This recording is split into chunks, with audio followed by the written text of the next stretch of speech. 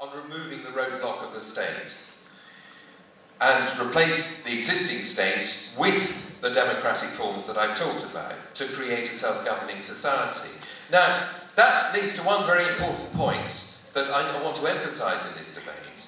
This is not a debate in which John says we shouldn't take power and we say we should take power. We say we shouldn't ignore the question of political power, but we, in the sense of the Socialist Workers' Party, don't aspire ourselves to take power.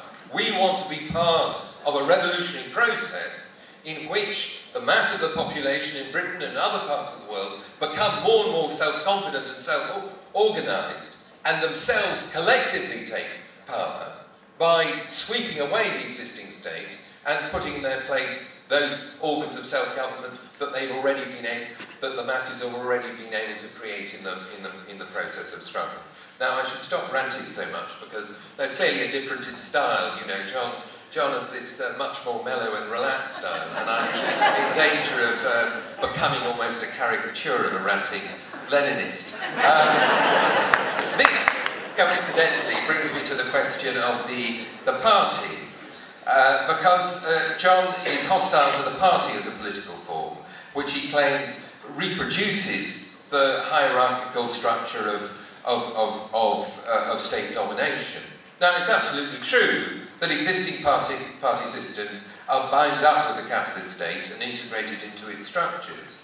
But that doesn't invalidate the project of building a different kind of party, one that, as I've already tried to indicate, doesn't seek to substitute itself for movements of self-emancipation, but rather seeks to help to make them successful.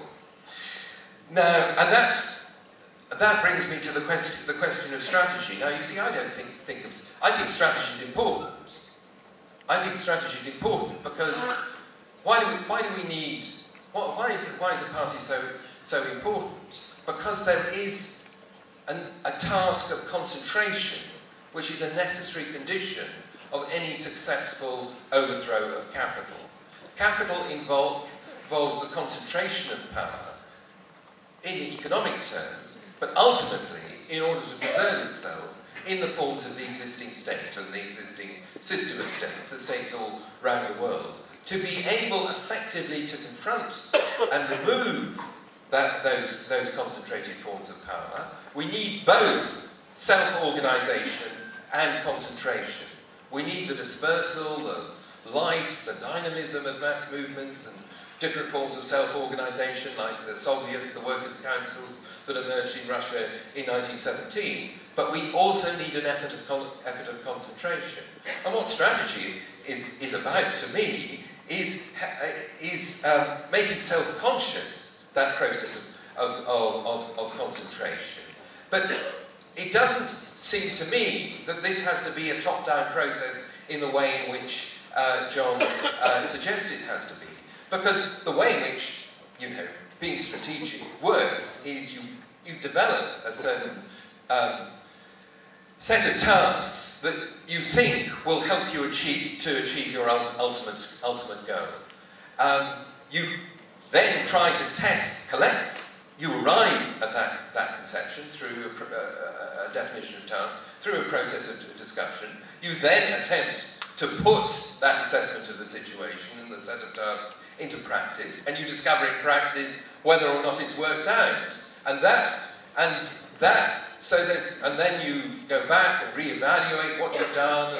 And so when John says strategy is a matter of monologue, I think that's absolutely false. Any serious attempt to develop a strategic approach to socialist revolution, to the overthrow of capital, requires constant interaction and debate, both among the organised revolutionaries, but also interaction and debate between those revolutionaries and their larger environment. And most of that environment consists not of objects and buildings and things like that, but of people, other people, organised in different ways that are more or less hostile or more or less sympathetic to what we're trying to do. Now, does that mean that, as John suggests, there's something state-like about even a revolutionary party? I think the honest answer is that there is to the extent that to match and to counter the concentration of capitalist power in the state, the